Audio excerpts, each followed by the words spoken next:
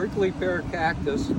This is a native one. Our native ones are smaller than the big ones with the big things. Of course, it's dehydrated with all of this, lack of rain that we've had. Usually they're plumped out a lot more. And they put out the tunas. Most of you are probably familiar with the tunas. They call them, they're the fruits. Does everybody know that both the leaves that are called the, what do we call them? Nopal. And the fruits, the tunas, are both quite edible and very nutritious. And the fruits are delicious. You just got to know how to harvest them because they got such, boy, they're really hairy spines. They really jab you big time, but you learn technique. You get really good at it.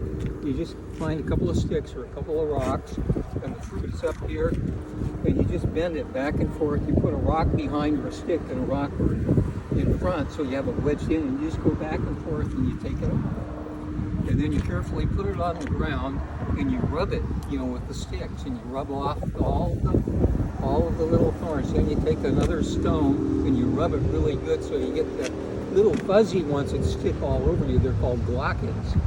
But you get all of those off because you don't want them sticking in your tongue and in your lips and stuff. It's not fun. But still, it's good connection. You're learning. The plant is teaching you. We call them the plant people because to me everything is people because everything is energy. We're all energy. We're all one. We're one family. This is the way I live my life. Everybody's welcome. Everybody can make this choice. It's just a choice. Choice of perspective, a choice of the way to live and to be. When everybody's family, then you don't want to do any harm. All you want to do is support the natural life. Call it God-given or Spirit-given or Source-given, whatever. It's given, and we're a part of it. And I feel we should be a part of the harmony, harmonizing with all, and not the destruction that's going on so much for so long. So anyway, we're all playing our parts, with this vegan stuff, and getting the ball going in the right direction. But how we relate to all these plants, we're not just looking at the plants are looking at us. We're not just talking to them, they're talking to us. And we're not talking to another, we're talking to a part of ourselves. So when you relate to it that way, just life becomes so full. And now you take a walk, and it's not like, gosh, I wonder what those plants are, or maybe I'm bored, or maybe I'm just distracted with all the difficulties in my life and in the world, instead of just enjoying and communing with each plant along the way. Because just about every plant you'll have contact with, for us humans, could either be used as food, for utility purposes, or for medicine. Let alone, how about the camaraderie, just the friendship, the fellowship, and all the oxygen and respect. Good things.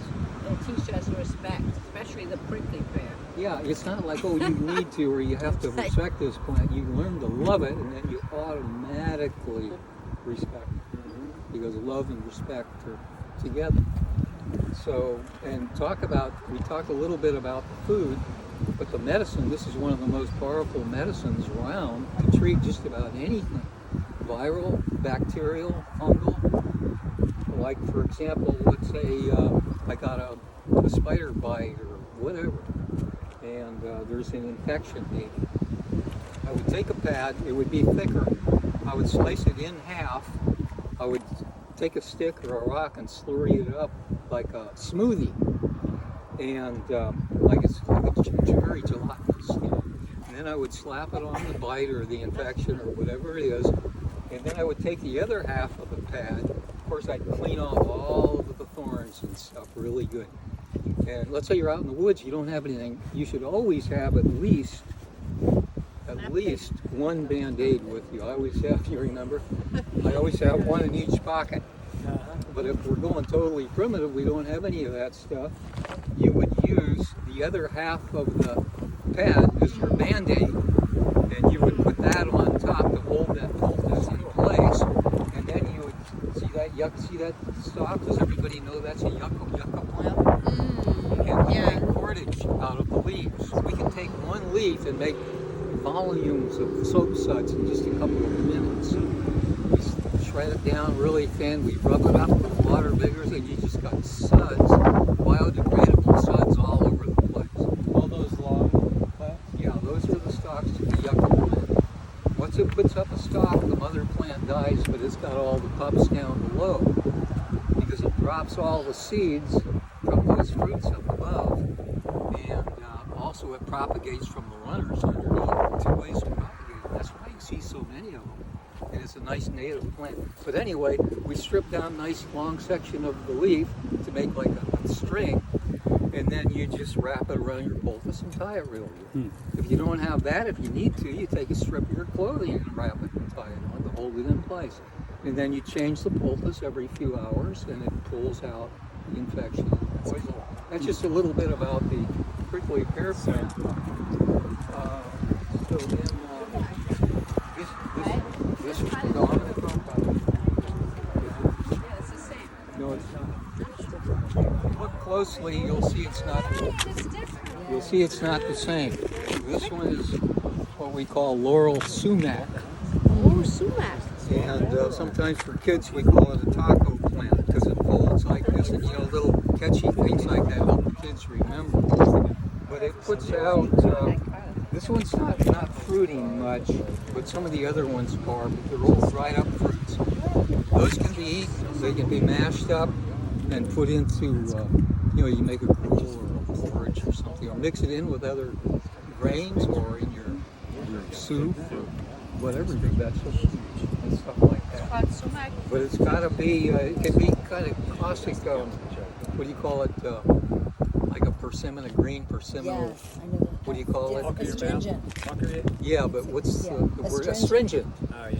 Yeah, you can get an astringency if they're not really ripe. So they get kind of plump and purplish. It's alum is in there. Pardon me? The substance is alum.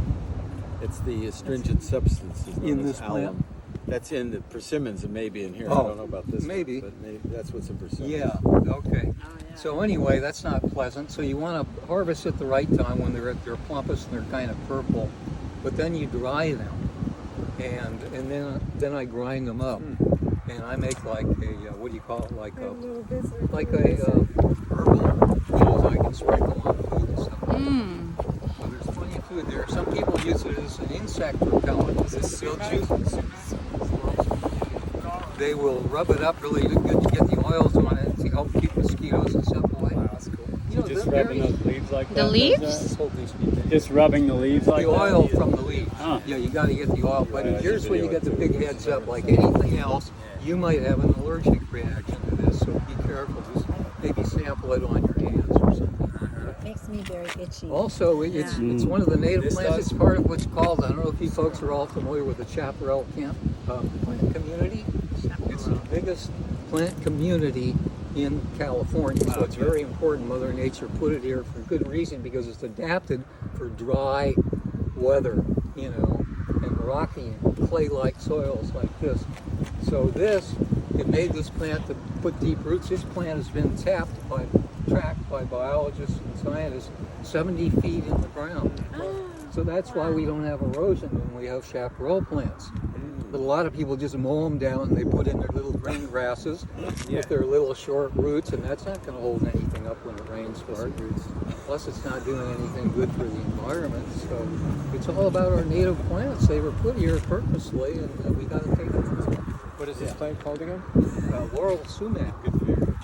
This one here is called lemonade berry, and it has a sister plant, a cousin plant that's called sugar bush. What's this one called? This is called lemonade berry, because see these little buds here, they're gonna later in the year they're gonna turn into berries, and they're gonna be red. They're kind of a deep red, kind of oblong and flat, and you can put them in your mouth and you kind of suck on them, and they're like lemonade. They're great. You can put a bunch of them in your water bottle and you have lots of vitamin C.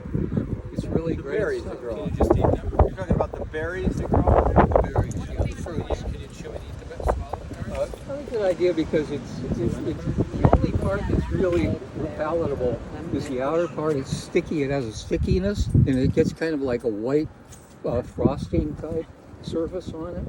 So it's white and kind of sticky. And you just suck that off, and then you can spit out. You can chew on it, but the seeds are kind of bitter and not really easy to digest. So it's really about the outer part where you get the nutrients and stuff. You just suck it off and you see it. And this is a mallow plant.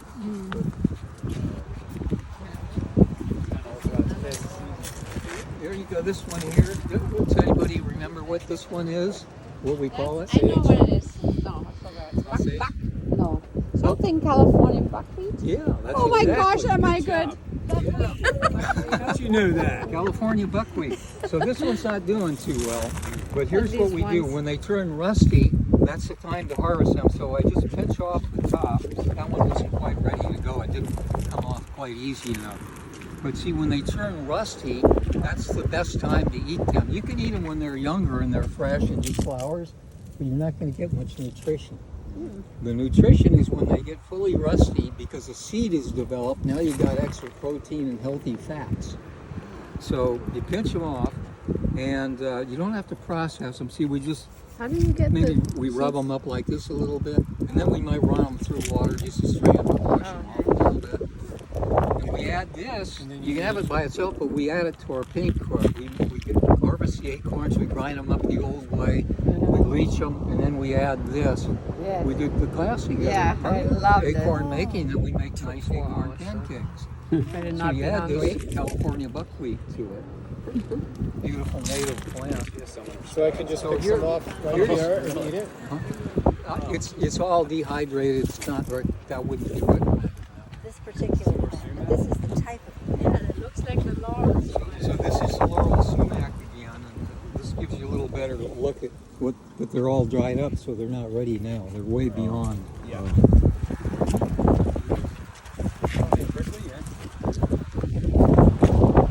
How about this? How about this? It looks like a reed. Is anybody here familiar with that? See the dried up one right here? The tall. I'm not sure. Okay. It's called California wheat. Just made that up. Yeah, of course. It's a bonzi. It's good to see. It's actually a grass. I did say that.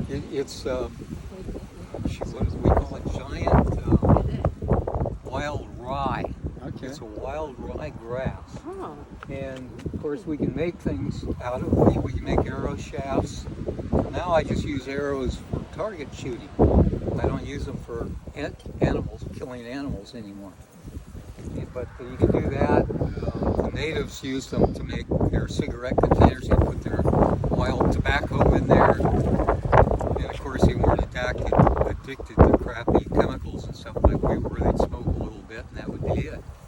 But, so anyway, it's great because it puts down deep roots and it holds the water. And it needs deep roots to get the water. And it's like a clump grass. It doesn't cover everything like the European grasses that, they just, they get so much water over here that they don't need deep roots. Native grasses, unfortunately, choke them out because people they just blanket everything. So we get a little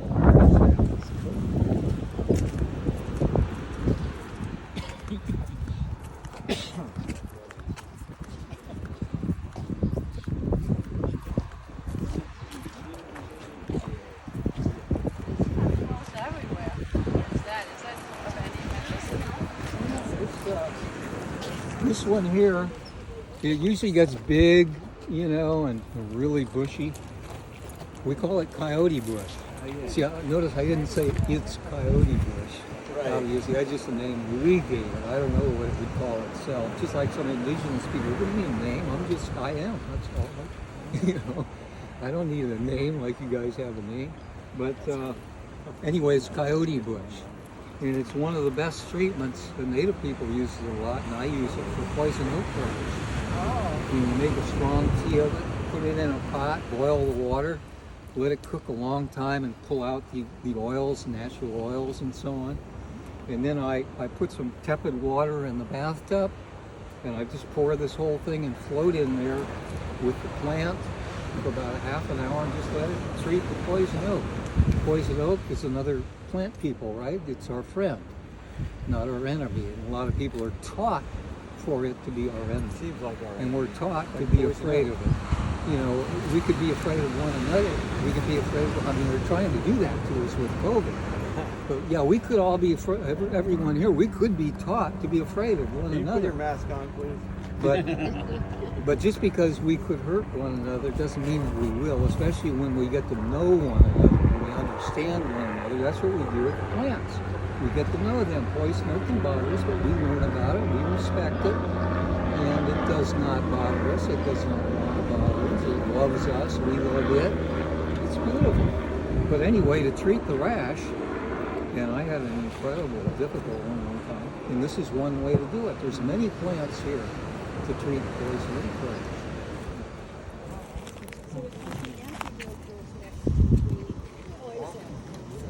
Do the coyotes eat those bush, or why is it caught like that? They like to tinkle on. Oh, they tickle on it. And that's what helps you with the poison oak. Let's ask him why is the nickname Coyote Bush? Does it have anything to do with the coyotes? I The think coyotes? it does. I think it's up to our own interpretation because I haven't seen any definition of why people call it coyote bush, but I have a good guess why. I know why I would call it that because the coyotes are such incredible animals.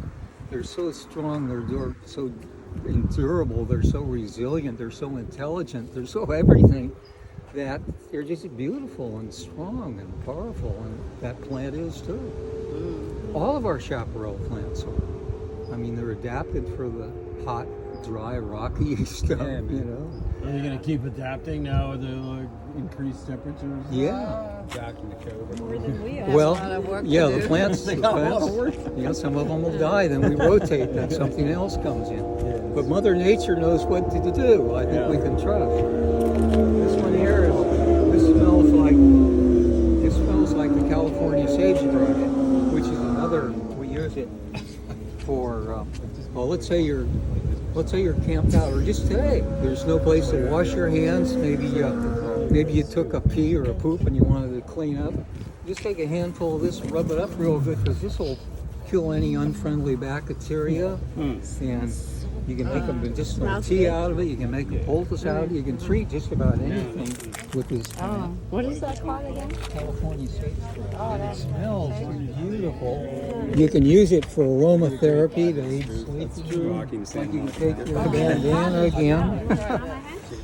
You can take your bandana and put some of that in it and sleep with it at night for aromatherapy and kind of aid sleeping. What's the name of this gym again? It's very good. Which one? Oh, this one? Yeah. California sagebrush. It's all dehydrated. Usually it's soft and fluffy. Just loaded. Do you have hand lotion on or Jim, what would you use Smells a lot better than that hand this- sanitizer. bush for healing what kinds of things? Because I've seen this around a lot, Yeah. actually, and I know it's He was asking if you want hand sanitizer. Yeah, yeah. But you're saying it actually. I say yes every time. bacteria that So what Rocky have- saying? You can make a tea out of it would be the easiest. And that's Or just just make a tonic. You could make a tonic out of it. Maybe make it a little bit stronger than a tea if you want. So just But you don't because have to that's even heat it. You can put it in a jar of water Okay. and just sip on it once in a while. And that's only if you're not feeling Sanitize well. you. You might do that. Yeah, absolutely. Which one? This one that And you you don't have to do it as a medicine either. You're feeling good. You just kind of want to communicate and keep yourself strong. Just, stay connected. Great. More So it the helps better. your immune system. Helps your immune system. Yeah, anything that strengthen you up. Great. Are all of the sage species considered chaparral? You know how there's It's a part of the chaparral plant community. right, but and are the other forms of sage as well, like silver sage that have the little Yeah. fuzzy leaves? They're Are a they part- all chaparral? They're a part of the soft chaparral plant community. And sometimes they intermix a little bit. But that's a technical thing. It's not really